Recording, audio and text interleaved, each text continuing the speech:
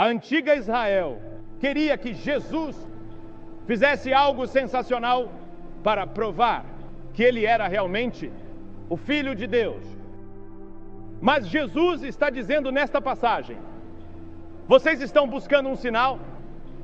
Muito bem, eu lhes darei um sinal. Eu sou o sinal. Agora, quando você se depara com Jesus, qual é a sua reação? Quando você é confrontado com Jesus Cristo, qual é a sua reação?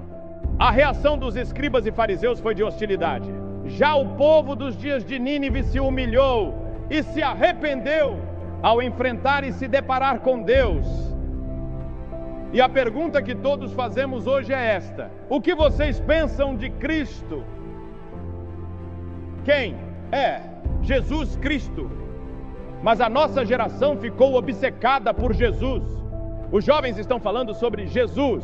Ele é o assunto das conversas hoje, nas universidades, nas escolas, em todos os lugares. Os jovens estão discutindo sobre Jesus Cristo e perguntando: quem é Ele? Quem é esse Jesus? Não podemos escapar dele. Você se lembra daquele dia em que Saulo estava a caminho de Damasco, perseguindo os cristãos, quando de repente uma luz ofuscante apareceu e o fez cair por terra? A primeira pergunta que ele fez foi: quem és tu, Senhor? Essa é a mesma pergunta que a nossa geração de jovens nas universidades está fazendo hoje. Quem és tu, Senhor? Quem é Jesus? Por que não conseguimos escapar dele? Porque ele está em nossa consciência e em nossa mente, a ponto de que nossas peças, nossos poemas e nossas óperas sejam sobre ele. Ele é apenas um herói revolucionário ou algo mais?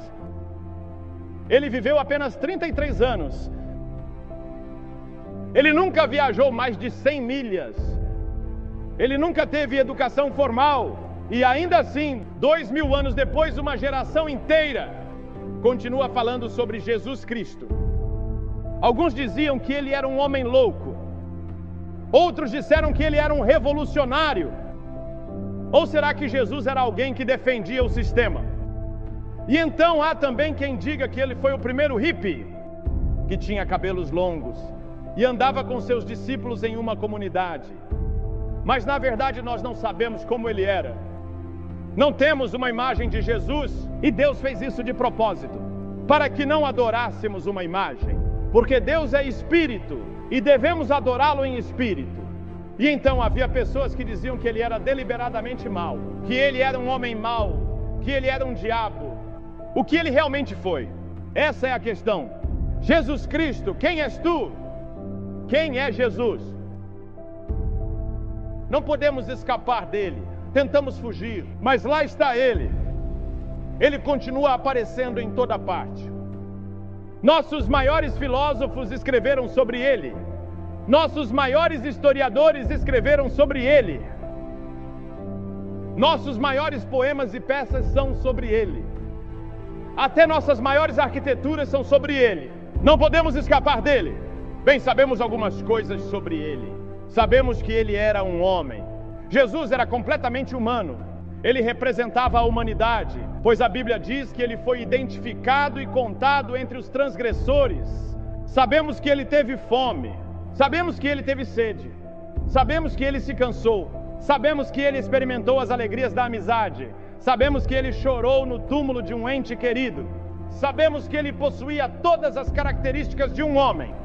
E ainda assim, de forma muito interessante, a Bíblia diz que ele nunca cometeu pecado. Na verdade, ele se colocou diante do povo de sua geração e disse: nunca cometi um pecado. Ele disse: qual de vocês pode me acusar de algum pecado? Eles não podiam dizer nada. Todos nós somos pecadores. Mas Jesus passou por todo tipo de tentação, assim como nós. E não há provação, teste ou tentação que Jesus não tenha enfrentado antes de você. E ele resistiu e venceu tudo. Ele era um homem, um ser humano, mas era mais do que isso. Ele declarou ser o único filho, unigênito, encarnado de Deus. De fato, ele afirmou pré-existência. A Escritura diz: no princípio era o Verbo, e o Verbo estava com Deus, e o Verbo era Deus. Antes do tempo começar, ele já existia.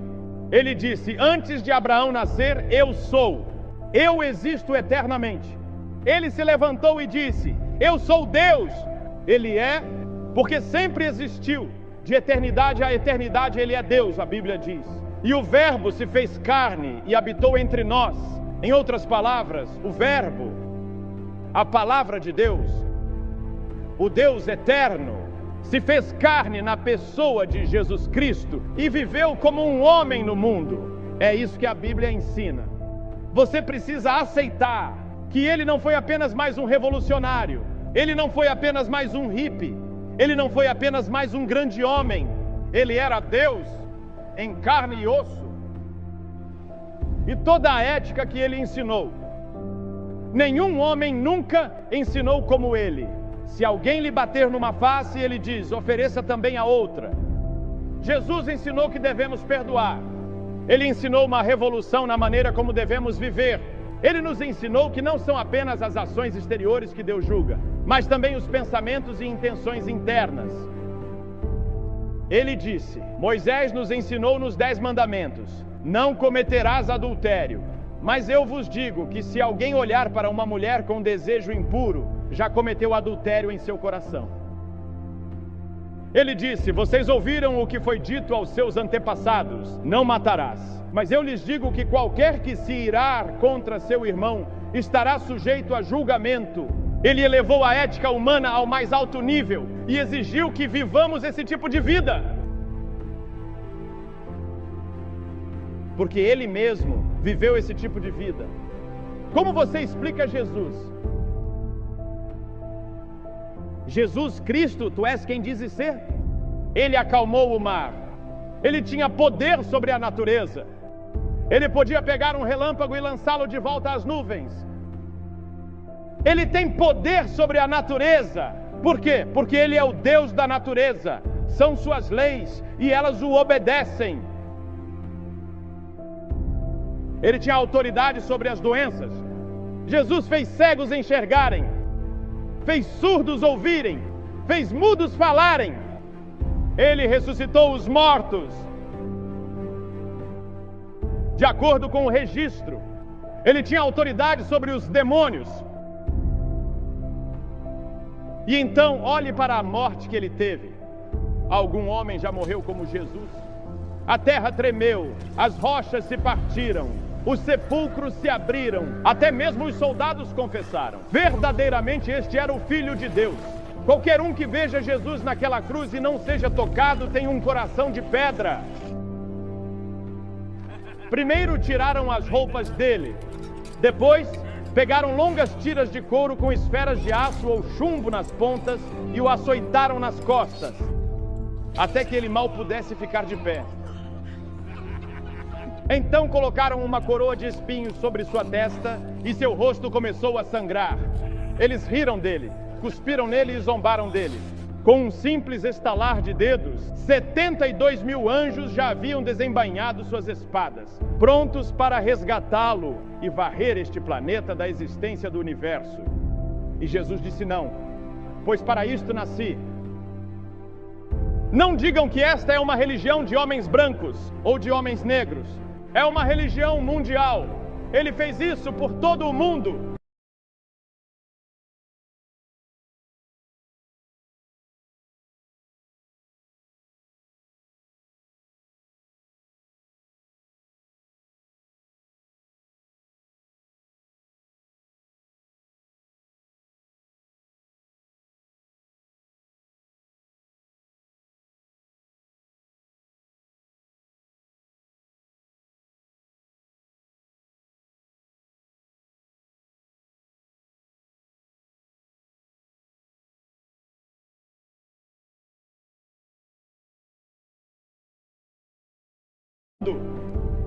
Quando ele morreu naquela cruz e foi pregado nela, pregaram os cravos em suas mãos e nos pés.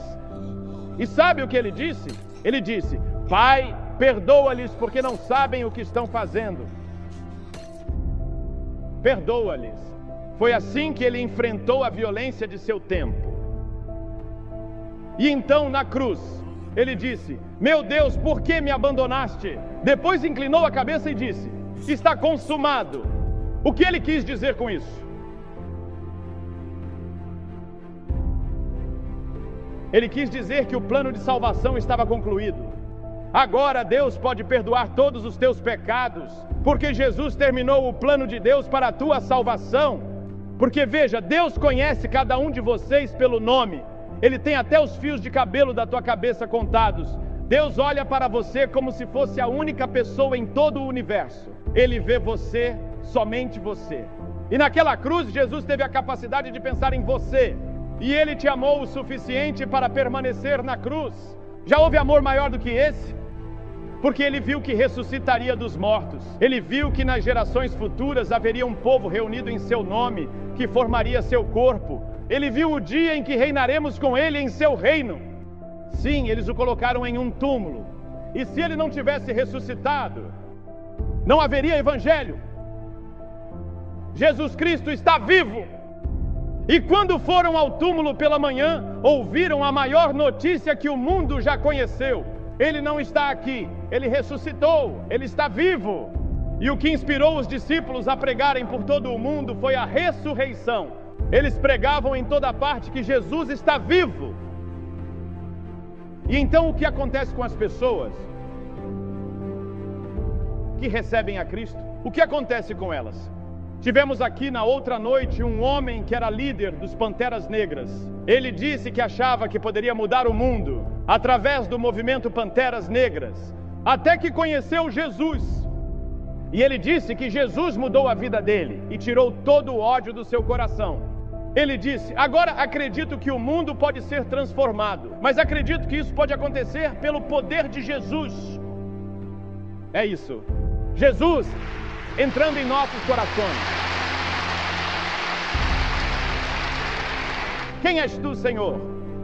Jesus Cristo, és tu quem dizes ser? Essa é a pergunta que cada um de vocês terá que responder hoje. Quem é Jesus? Ele era quem dizia ser, Deus em carne e osso? Acredito que as evidências são esmagadoras de que Ele é quem afirma ser o Filho do Deus vivo.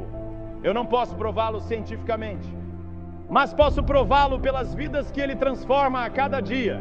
Posso prová-lo porque em meu coração não digo acho ou espero, eu digo sei. E você sabe, há outro elemento em nossas vidas sobre o qual não pensamos muito, e esse é o elemento da fé. Você pensa na fé que você tem que ter todos os dias? Você tem que ter fé de que sua esposa não colocou veneno no seu café esta manhã. Você tem que ter fé. Ela até pode ter tido vontade, mas não fez. Você tem que ter fé quando vai ao banco, escreve um cheque e o assina, e tem dinheiro na conta. Você tem que ter fé de que o banco vai pagar. Tudo o que fazemos é por fé. Muito bem, pegue essa mesma fé e coloque em Jesus Cristo como teu Senhor e Salvador, e você saberá quem Jesus é. Você o aceita pela fé, Ele entra na tua vida e no teu coração, e então você crerá que Ele é quem afirma ser.